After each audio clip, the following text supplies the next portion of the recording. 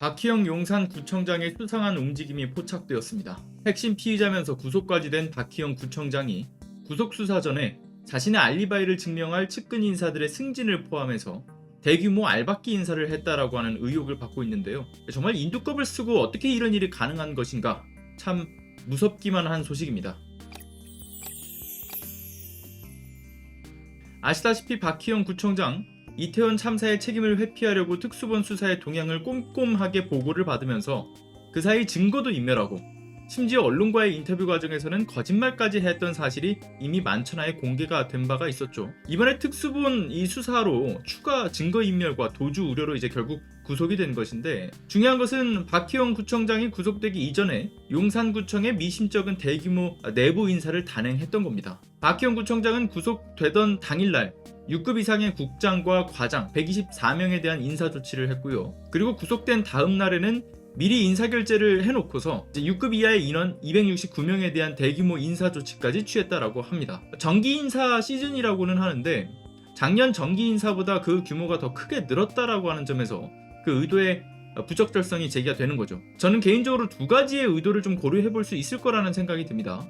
먼저 첫 번째는 언론에서 보도되는 것처럼 수사가 진행되는 과정에서도 여기저기 자리를 좀 챙겨주기 위한 일환으로 자기 사람 채우기 알박기 인사를 단행했을 가능성. 그리고 두 번째는 특정 인물들에 대한 인사 조치를 숨기기 위해서 아예 대규모 인사를 단행했을 가능성인데요. 자, 박희영은 지난 7월에서 10월 사이에 국장, 과장급 인사를 여러 차례 물갈이를 한 바 있습니다. 참사 직전까지 문화환경국장, 안전건설교통국장, 안전재난 과장 등 축제의 안전 대응과 밀접하게 관계되어 있는 주무부서 장들이 이 시기에 새롭게 바뀌어버리게 된 거죠. 문제는 이렇다 보니까 기존의 업무에 대한 이해가 충분히 이뤄지기에는 부족한 시간이기 때문에 연속성이 많이 떨어지면 물론이고요, 전문성도 결여가 되어 있었다라고 하는 게 구청 내부에서의 이야기입니다. 즉 박희영 구청장이 원칙과 기준이 잡혀있지 않은 막무가내식의 인사 조치를 했기 때문에 이번 이태원 참사의 안전 대비를 부실하게 만들었다라고 하는 지적이 있는 거죠. 심지어 전적이 이번만이 아니라요, 구청 내부에서는 그 이전에도 계속해서 박희영 구청장이 무원칙 인사를 해왔던 것에 불만들이 있었다라고 합니다. 그리고 구속되기 이전의 대규모 인사에서도 역시나 원칙과 기준을 찾아보기 힘들었다라고 하는 것이고요. 그렇다 보니까 지금 당장의 구정 혼란을 수습하기 위한 인사 조치를 했다기보다도 이번에도 역시 그저 본인의 입맛대로 알박기 인사를 하고 갔다라고 내부에서는 비판들이 나오고 있다라는 겁니다. 그러니까 박희영은 끝까지 자신의 책임을 다할 생각은 하지 않았고 수사를 받는 과정에서도 어떻게 자신의 이권을 좀 챙겨볼까, 이러한 욕심만 드러내고 있는 것 아니냐, 이런 지적을 피하기는 굉장히 어려워 보이는 상황인 거죠. 그리고 앞서 말씀드린 그 두 번째, 이런 인사 단행이 특정 인물들에 대한 인사 조치를 가리기 위한 연막이 아닐까 하는 의심도 해볼 수가 있을 것 같습니다. 자, 일단 먼저 박희영, 이번 이태원 참사의 원인 발생의 책임이 굉장히 크지 않습니까? 물론 박희영만큼이나 윗선인 행정안전부 장관 이상민, 그리고 윤석열 대통령도 그 책임의 무게는 전혀 다르지 않다고 봅니다.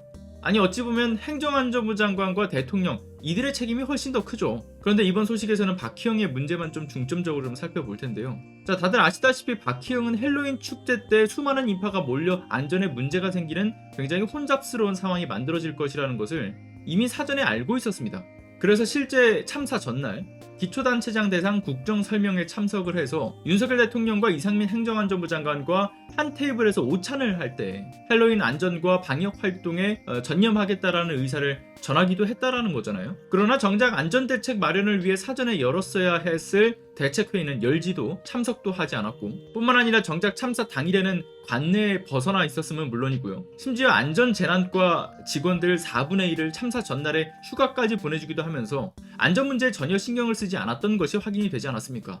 그리고 참사 당일 현장에 갔었다라고 하는 박희영의 주장도 모두 책임을 회피하기 위한 거짓말에 불과하다라는 것도 만천하에 드러났고요. 그러니까 지금 박희영 구청장은 그 누구보다도 이번 수사의 방어가 중요할 겁니다. 행정안전부 장관 선까지도 올라가지 않도록 꼬리 자르기 될 거라는 이야기가 파다하니까요. 그러니까 이태원 참사 이후 특수본의 수사를 받고 있는 구청의 각 부서에서 수사 동향 보고서를 작성을 했고, 그런 보고 문건, 이를테면 경찰의 압수수색 내용들, 뭐 언제 압수수색을 진행했고 어떤 자료를 가져갔는가, 그리고 구청 직원의 경찰 조사 내용들, 박희영 구청장과 관련돼서 특수본이 요구한 내용들, 이런 내용들이 세세하게 담겨져 있는 문건을 만들었던 것인데, 이게 모두 박희영 구청장에게 보고가 되었다라고 하는 것도 확인이 됐었죠. 이러한 수사 동향들이 박희영 구청장에게 전달되면서 충분한 수사 상황을 인지하고 있었던 박희영 구청장은 이러한 수사 흐름을 꼼꼼하게 확인하면서 그 사이에 자신의 휴대폰을 바꾸거나 비밀번호를 경찰에게 제공하지 않고 버티다가 한 달이 지나서야 제공을 하는 등 이 증거 인멸을 시도했죠. 즉 수사의 핵심 피의자가 수사 동향 정보를 구청 직원을 통해서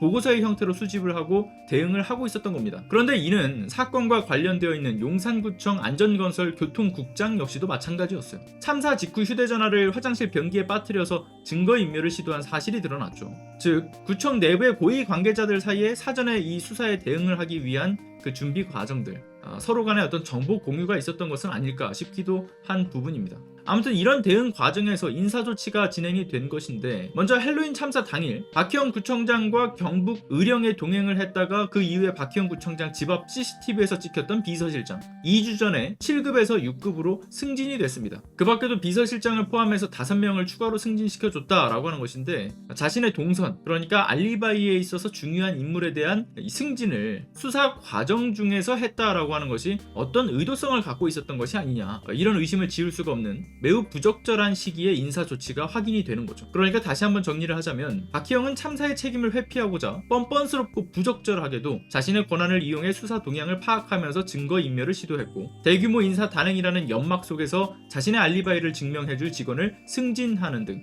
부정한 방식으로 수사에 대비했던 것으로 보여지는 흐름이 보인다. 이 점을 말씀드리고 싶은 겁니다. 박희영의 책임은 누가 뭐래도 분명하다, 이렇게 다들 생각하실 텐데요. 그런데 여기서 마지막으로 하나만 더 좀 말씀을 드리겠습니다. 정작 박희영의 책임의 무게보다 더 막중한 책임을 지녀야 할 윗선까지의 수사에 대해서도 짚어봐야겠죠. 현재 특수본이 관할 지자체장인 박희영, 그리고 관할 경찰서장, 이들을 구속해서 탈탈 털고 있고, 심지어는 최성범 용산 소방서장에 대한 구속영장까지 청구할 방침이라고 하는 것인데, 특수본은 여전히 윗선인 이상민 행정안전부 장관에 대한 직접 조사는 검토가 필요하다라는 의견을 내면서 뭉개고 있다라는 소식도 들려옵니다. 왜 안전 책임의 헤드면서 심지어 경찰국 신설 이후에 경찰의 헤드까지 된 이상민 장관에 대한 구속 수사는 안 하고 있는 걸까요? 이상민 장관이 그 헤드, 즉 이들을 지휘할 수 있는 지휘계통에서 물러나지 않고 버티는 그 효과를 톡톡히 보고 있는 거라고 생각합니다. 뿐만 아니라 대통령의 총애를 받고 있는 측근이라는 이유 하나만으로 용산구청장 등 이 지자체 관할의 소속장들만 털어서 꼬리 자르게 하는 선에서 이 특수본이 수사를 마무리 지으려고 한다는 느낌을 지울 수가 없는 상황인 거죠. 제일 중요한 책임자가 빠진 구속수사, 왠지 의미 없는 쇼로 끝날 것 같다, 이런 생각이 들게 만드는 소식입니다. 모든 식물의 제왕 산삼, 산양산삼으로 왔습니다.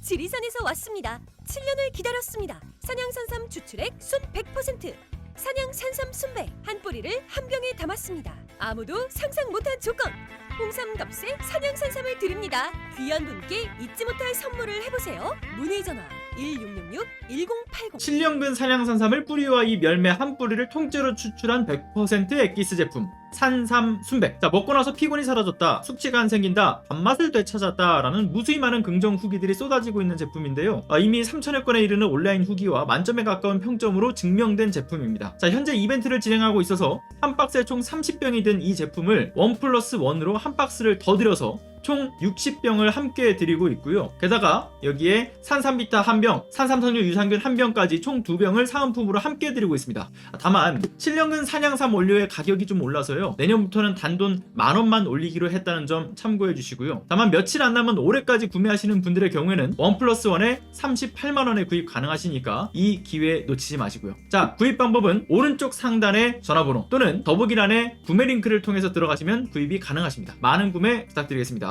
감사합니다.